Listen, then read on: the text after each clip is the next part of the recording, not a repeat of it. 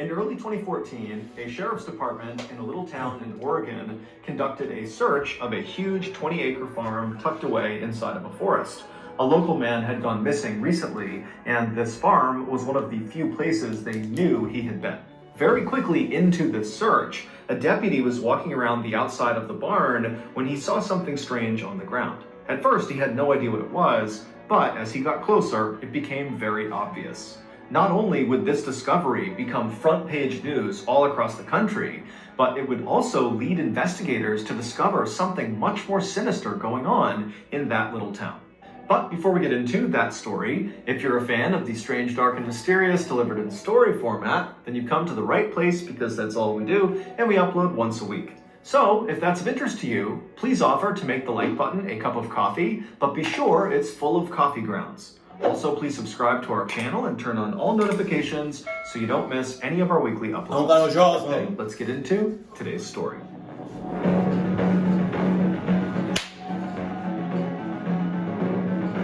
Dice roll. Wow, I did. By most people's standards, Susan Monica's life had been pretty good. She had a small but very close group of friends, she had a great job working as an engineer, and she lived in one of the most exciting cities in the world, San Francisco, California. Okay. But Susan was not happy. Moving to the big city was not so much a choice as it was a product of life and circumstance. Deep down, Susan had always been someone who preferred peace and quiet and being alone. Wow. Things that were in rare supply in a big city like San Francisco. Many nights after work, Susan would come home to her apartment and she would sit there and dream about moving away from the city and living off the grid somewhere on a farm, raise her own food and be totally self-sufficient. Oh, yeah. And low-key be a clucky. So if you get clocked up, nobody can hear you within a 6-mile radius. That's what you want. You want to be clucked up and you screaming at the top of your lungs and nobody can hear your ass. You want to be running for miles without no interaction, human interaction. You want to be secluded like Courage the Cowardly Dog looking ass.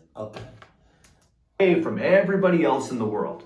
And then one day in 1991, when Susan was 43 years old, she made that dream a reality. That year, she wound up purchasing a 20-acre farm located in a forest in a little town in Oregon called Weimar. However, this farm was really not a farm. There was nothing on it. There was no house for Susan to live in. There was no barn for her animals or tools. There was no running water, no electricity, no septic system. Wow. It was just pure Oregonian wilderness. Wow. But to Susan, it was perfect. The property kept her far away from other people, and she liked the idea of having to literally build her own farm. After all, she was an engineer by trade, so she actually knew how to build buildings efficiently and safely. And she was a big, strong, sturdy woman who was not afraid of manual labor. So when Susan finally arrived in Weimar and made her way up the winding dirt road through the forest and arrived in front of her property and looked out at the vast, rugged landscape. Look at that, I cannot, I need some sort of civilization. I need some sort of, neighbor. I just can't be out in the wilderness by myself for miles and miles and miles. Oh my God. First time, she was filled with a rush of excitement. Even though there was nothing on her 20 acres, it already felt like home.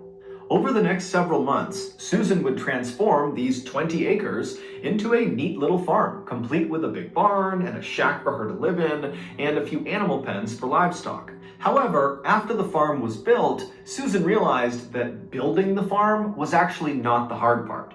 The hard part was maintaining the farm, going out there every day and doing all of her chores, feeding all the animals and doing all the different projects she had in mind. It was exhausting. And so not long after the farm was complete, Susan realized that as much as she wanted to be totally alone out there, she had to set that aside and hire some help. And so Susan printed out all of these help wanted flyers and put them all over town in Weimar, and before long, people began making their way up to her property to inquire about the role. Most of these applicants were people who struggled to find work elsewhere. Hold on. I'm gonna pretend this is the flyer. Like that's the right. I'm walking past, I see it. I rip it off the tree. Help wanted. Nope. And where? What area? Nope. No neighbors? Nope. By yourself? Nope. How many acres? Nope. Like, it's just red flags. All red flags. It's just red flags, all red flags, all red flags, all red flags, all red flags. Red flags out the ass. I'm not going to help your ass. Because they lived a sort of transient lifestyle, bouncing around from place to place, so no one was ready to hire them long term, or because they had a criminal record and just straight up could not get a job. But Susan didn't care about either of those things. All she cared about was the people she hired would work hard and they would respect the peaceful, calm atmosphere she was fostering on her farm. Basically, do the work and leave me alone. And over the next 20 years, Susan would find dozens of people who were able to do just that. Most of them would work for Susan only for a short period of time. Others would stick around for a little bit longer, but eventually all of Susan's workers kind of rotated pretty quickly and moved on to other things. And when that happened, Susan would simply put up more help wanted flyers in town and hire more people. And in all the 20 years that Susan had been hiring these temporary workers at her farm, after they did move on and went somewhere else, Susan never heard about them again. However, that was about to change. On January 1st, 2014, Susan, who was 66 years old by this point, was outside of her shack out on her driveway when she happened to look up and see a car coming up her road. Now remember, she lives in the middle of nowhere. No one comes out to see her, so this is a very rare event. And so Susan is totally keyed in on this car. And this car, they pull into her driveway, and then out of the car popped 3 young people. It was 2 young men and 1 young woman. And before Susan could even ask them who they were or why they were here, they were telling her. They said they were looking for their father, Robert Haney, who at one point had told them he was working on Susan's farm in exchange for a little cash, and also Susan was letting him park his camper on her property, and he was living in that camper. The kids said their father always checked in with them at least once every couple of months, but they had just gone this really long stretch without hearing from him, and since he didn't have a cell phone and no permanent address, they had no real way of getting in touch with him, and so they were out there looking for him to make sure he was okay. And so they asked Susan, "Do you remember our dad, Robert? And if so, do you know where he is?" Even though this whole situation was totally surprising for Susan because she almost never got visitors, so that alone was kind of jarring for her. She capping her ass off! She capping her ass off! You're a rugged as woman. Hefty as shit. In the middle of nowhere. 28 acres.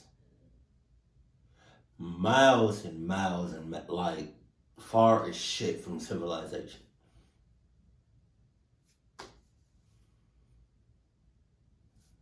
You probably clucked their dad up and fed it to your animals.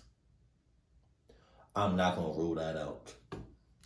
But when she heard the kids say their dad's name, Robert Haney, she immediately knew who that was. Susan told them that she had hired their father the previous spring to help build a structure on her farm. And initially, Robert was really nice to have around the farm. He worked really hard, he kept to himself, he was quiet, and he had a dog that was really friendly and loving. But in August of the previous year, so 5 months into Robert's employment on Susan's farm, Susan would tell them that their dad totally changed. He started drinking really heavily and not really working very much and spending a lot of the day just kind of ranting and raving outside of his camper about how he wanted to exact his revenge on someone. Susan would eventually find out that what Robert was talking about is apparently one of his kids had been assaulted, and he felt very guilty that he had not been there to protect his child.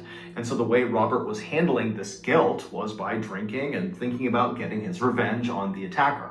Now, while Susan did understand why Robert felt the way he did and why he was kind of acting the way he was, it didn't change the fact that Robert's behavior had become very disruptive on her farm, and the one thing Susan really wanted was peace and quiet. And so she decided she would have to go confront Robert about his behavior and potentially fire him if he couldn't find a way to calm down. But before Susan ever had to do that, Robert one day just walked right up to her shack. He handed her an envelope filled with cash, and he asked Susan if she wouldn't mind looking after his dog for a while. And Susan was so taken aback by his complete change in behavior and this request that she just took the envelope and said, "Okay, I'll look after your dog." And then Robert nodded his thank you. He turned around and he walked away from her. And then a few moments later, Susan's standing there with the envelope in hand, watching as Robert is climbing into some white car that had just pulled up in front of the property. She didn't know who was in the car with him. And then the car turned around and drove out of sight. Susan told the kids that that had happened back in September, so about 4 months ago, and since he left, she had not heard from him, despite the fact she still had his dog, and she told the kids that a lot of Robert's stuff was still in his camper. Susan brought the kids over to the side of her property where Robert's camper was, and when they went inside, sure enough, all their father's things were all over the place, but the one item that immediately stood out to them was their father's tool belt. They knew their father was a traveling handyman. That was how he made his living. And so it begged the question, why would he leave his tool belt here if he knew he was going to be gone for several months potentially? It didn't make any sense. After leaving Robert's camper, the kids thanked Susan and asked her to please be in touch if she learned anything else about their dad, and she said she would. And then the kids got back in their car and they began driving south towards the Jackson County Sheriff's Office. When they got there, they asked to file a missing person report for their dad. However, they learned very quickly that it was going to be very challenging to locate their dad because their dad lived this transient lifestyle with no cell phone, he had no permanent address, he had nothing that could really be traced. But the investigators agreed with Robert's children that their dad's absence was a big concern, given the fact that his last interactions with Susan had consisted of him drinking very heavily and talking about going and getting his revenge on his child's attacker. And so the sheriff and the deputies were very concerned that that was exactly what Robert had done. He had gone out and potentially murdered someone and now was in hiding. So they asked Robert's kids if they could think of absolutely anything that could possibly allow investigators to track down Robert. And at some point, one of the kids said, "Oh, what about my dad's EBT card?"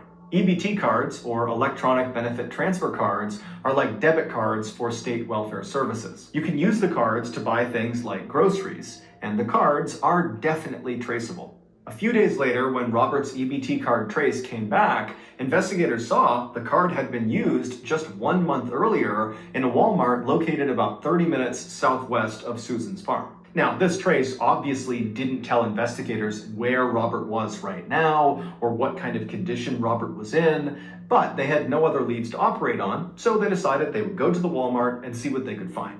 When they got there, the investigators were led to the back room of the building where they were able to review the security footage from the previous month when Robert was supposedly there with his EBT card. But after reviewing hours and hours and hours of footage, the investigators never saw Robert on camera. However, they did see Susan on camera, and unbelievably, she was the one using Robert's EBT card.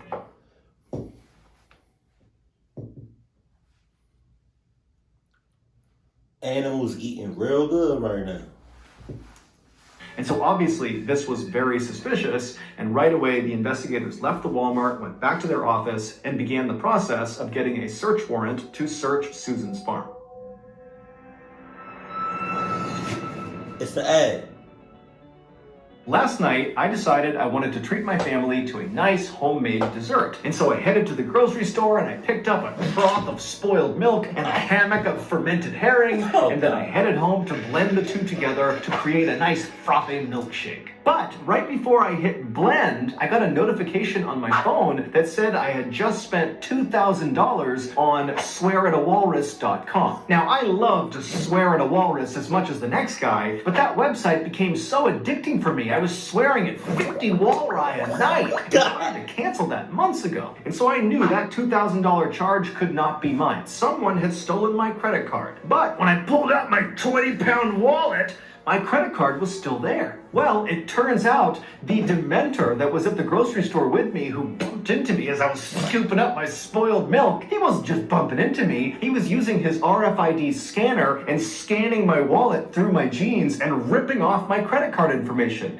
Yes, that's a real thing. People literally can scan your cards with a scanner through your pocket. Needless to say, after I discovered this, I canceled my credit card. Oh my God. And I got a Ridge wallet. Ridge wallet has a sleek and durable design. They can hold up to 12 cards, and most importantly, they are built with RFID blocking technology. So if you're like me and you're tired of Dementors stealing your credit card information with RFID scanners, then you need to get a Ridge wallet too. Get the best offer. Can you imagine being out in public at a grocery store or whatever,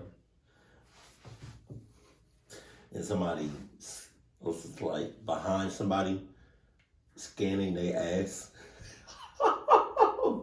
I did not know. That's crazy. I might get that wallet now. Thank you, Mr. Ballin. Ridge with my link, ridge.com/Mr. Ballin, and save up to 40% through December 22nd. Again, that's ridge.com/Mr. Ballin.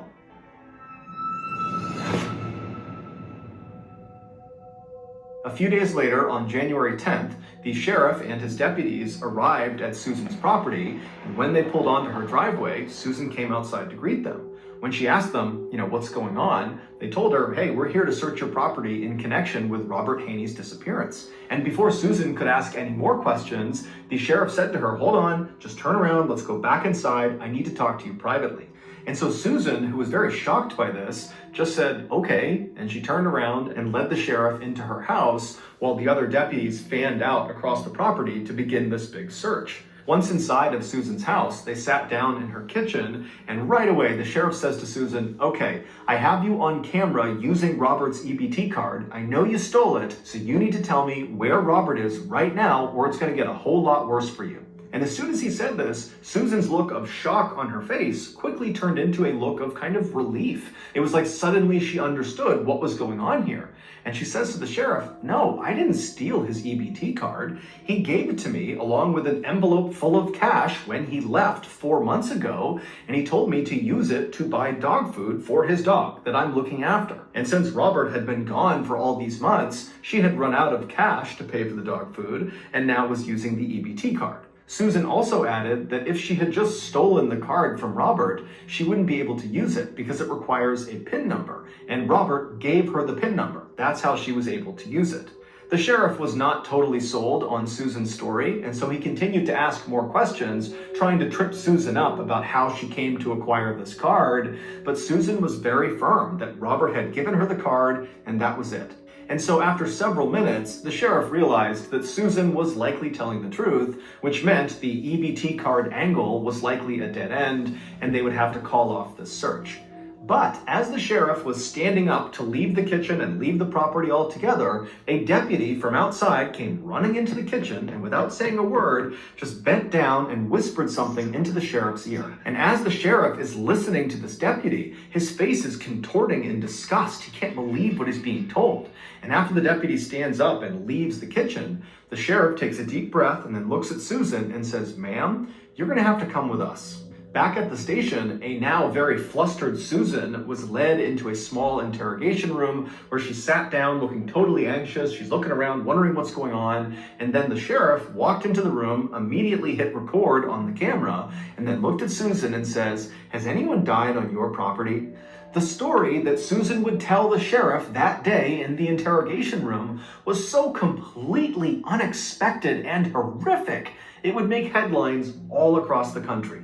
Before Susan began this story, she told the sheriff that everything she had said about Robert Haney's disappearance had been the truth. However, she had left one little detail out. After Robert had handed Susan that envelope full of cash and the EBT card, and then climbed into that stranger's car and driven away, after that, Robert had actually come back to her farm, and recently.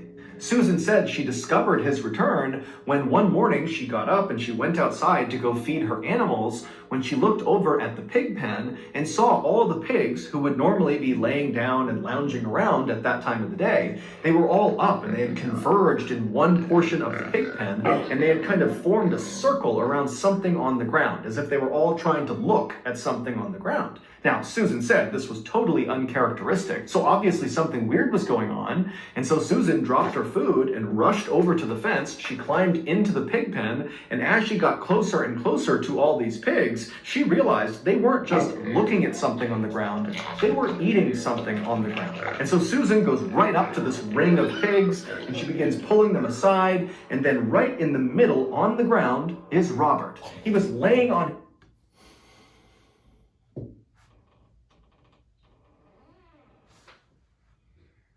Hey, mama. Holy shit.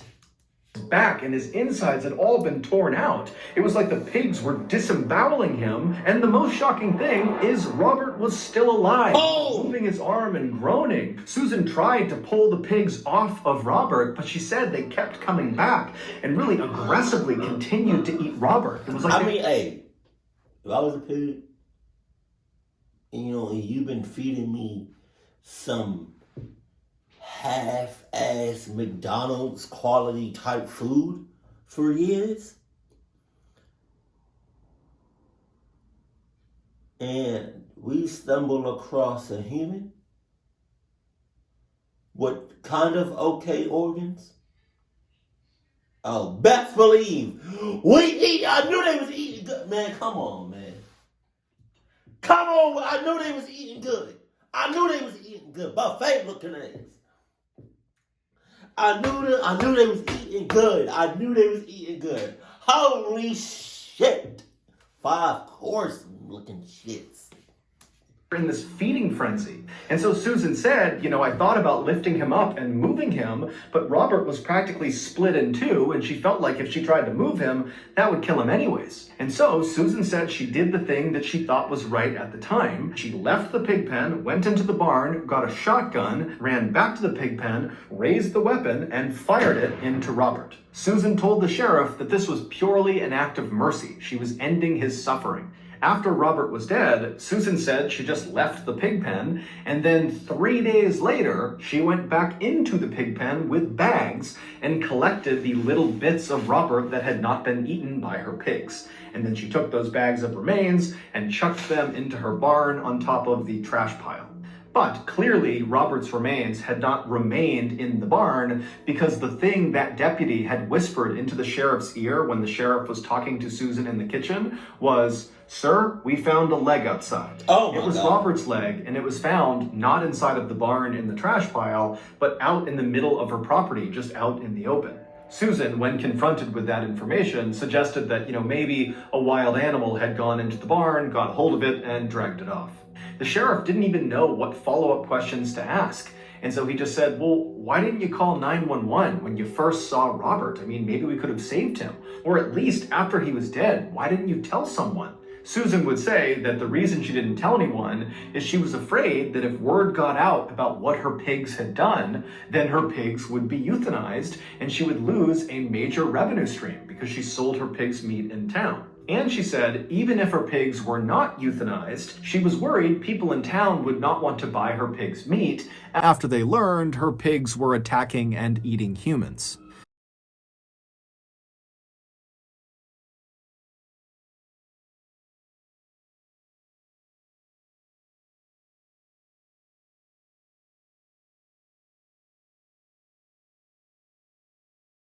Susan would tell the sheriff exactly where they could find the bags that contained Robert's remains, and she even said she would take a polygraph test to show she was now telling the whole truth. But when she actually sat down to take the polygraph test, she kept fidgeting and coughing and doing these really dramatic sighs, and it was causing the test operator to get really inaccurate readings. And so when this first polygraph test was over, the results were inconclusive. And so the investigators made Susan take another test, but again, she continued to fidget and yawn. And so finally, the investigators in the room watching this happen just called off the test. And when they did, they said to Susan, hey, we're going to search your farm, and if there is anything on your farm that you have not told us about, you're going to be in serious trouble because we're going to find it. At this point, Susan kind of stopped fidgeting and she looked up at the investigators, and after a long pause, she reached out across the table and grabbed a piece of paper and a pen. She pulled it back and she began drawing something. And after a few seconds, it became pretty clear she was drawing a map of her farm. And after the map was all drawn out, she drew a big X in the middle of it and then slid the map back across the table to the investigators. And she said, if you go to that X, you'll find Stephen. And the investigators are like, who's Stephen? We're talking about... Okay, all right. Okay, so when he said, like, she didn't want, like, everybody else in the town to think something like that, like her pigs is eating humans with an S. I was thinking, like, should it have only been like that one dude that laid across, like, but if it wasn't, what? And it was eating real good. Jesus.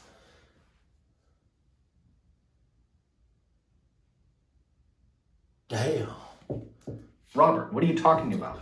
Well, it would turn out Robert was not the only farmhand to die on Susan's property. Yeah. In 2012, about a year before Susan hired Robert, she hired another man named Stephen Delicino. And according to Susan, Stephen was a lot like Robert. He was really easy to get along with, he was quiet, he worked hard. But at some point, Susan said they had a big falling out. Susan said she started to suspect that Stephen was stealing her guns in her barn, and so she went to confront him. And during this confrontation, they got into this big fight, and Susan said she didn't really remember all the details of what happened next, but at some point during this fight, a gun went off, and then Stephen fell to the ground in the middle of the pig pen with his head bleeding, and all of Susan's pigs suddenly swarmed him and began eating him.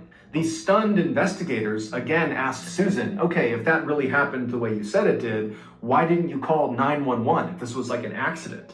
And Susan would say, again, that her big fear was her pigs would either be euthanized or word would get out that her pigs were eating people, and the people in town would not want to buy her pig's meat because of that.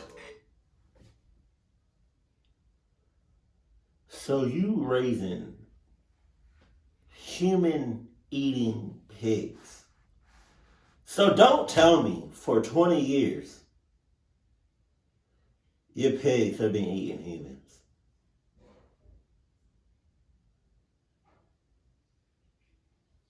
Are you dead at? Nah, you lying. Not for no 20 years. Not for no 20, nah.